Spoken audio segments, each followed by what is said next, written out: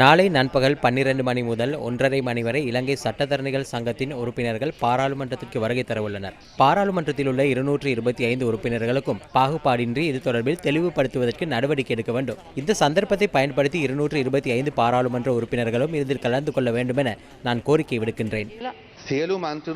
சபை முதல்வரின் அனுமதியுடன் பாராளுமன்ற தெரிவுக்குழுவின் அனுமதியுடனேயே அனைத்து பாராளுமன்ற உறுப்பினர்களையும் தெளிவுபடுத்த முடியும். பாராளுமன்ற தெரிவுக்குழு அனைத்து பாராளுமன்ற உறுப்பினர்களையும் அழைத்து ஏதேனும் ஒரு தொழில்சார் அமைப்புக்கோ அல்லது வேறு எவருக்கோ கருத்துக்களை முன்வைக்க அனுமதி வழங்க முடியாது.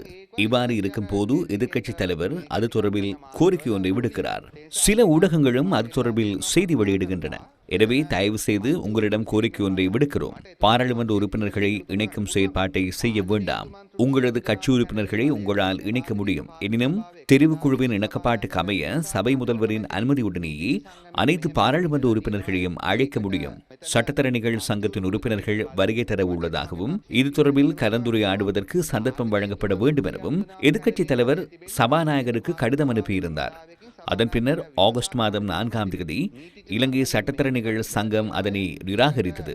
இலங்கை சட்டத்தரணிகள் சங்கம் கைப்பொம்மை இல்லை எனவும் தமது அனுமதியின்றி எதிர்க்கட்சித் தலைவர் எவ்வாறு நேரத்தை ஒதுக்க முடியும் எனவும் கூறி அதனை நிராகரித்திருந்தனர். இலங்கை சட்டத்தரணிகள் சங்கம் வெவ்வேறான நிலைப்பாடுகளை கொண்டுள்ளது. ஒவ்வொரு சட்டத்தரணிகளும் வெவ்வேறு நிலைப்பாடுகளை கொண்டிருக்கின்றனர். எனவே இவ்வாறானதோர் சந்தர்ப்பத்தை வழங்கினால் அனைத்து சட்டத்தரணிகளுக்கும் வெவ்வேறாக சந்தர்ப்பம் வழங்க வேண்டிய நிலைமை ஏற்படும். அவ்வாறு செய்ய முடியாது அல்லவா?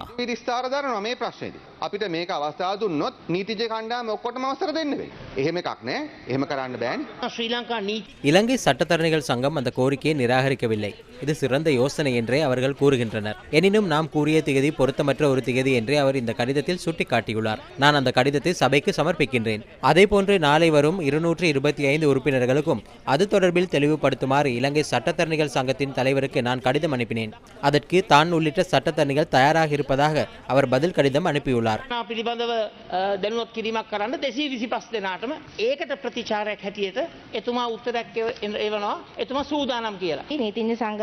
இலங்கை சட்டத்தரணிகள் சங்கத்துக்கு மிகவும் கௌரவத்துடன் நாம் ஒரு விடயத்தை நினைவுபடுத்த விரும்புகின்றோம்.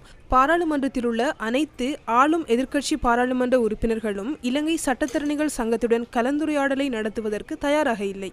எனவே 2026ஆம் ஆண்டு எழுதிய கடிதத்தின் நிலைப்பாட்டிலேயே அவர்கள் இன்றும் இருக்கிறார்கள் என நாம் எதிர்பார்க்கின்றோம். கடந்த சில மாதங்களாக இலங்கை சட்டத்தரணிகள் சங்கத்தின் தலைவர் உள்ளிட்ட பெருந்திரளான சட்டத்தரணிகள் இது தொடர்பில் ஊடகங்களில் கருத்து தெரிவித்துள்ளனர். இது தொடர்பான தமது நிலைப்பாட்டை பல தடவைகள் வெளிப்படுத்தியுள்ளனர். அறிக்கைகளையும் வெளியிட்டுள்ளனர். எனவே அது தொடர்பில் நாம் அறிந்திருக்கின்றோம்.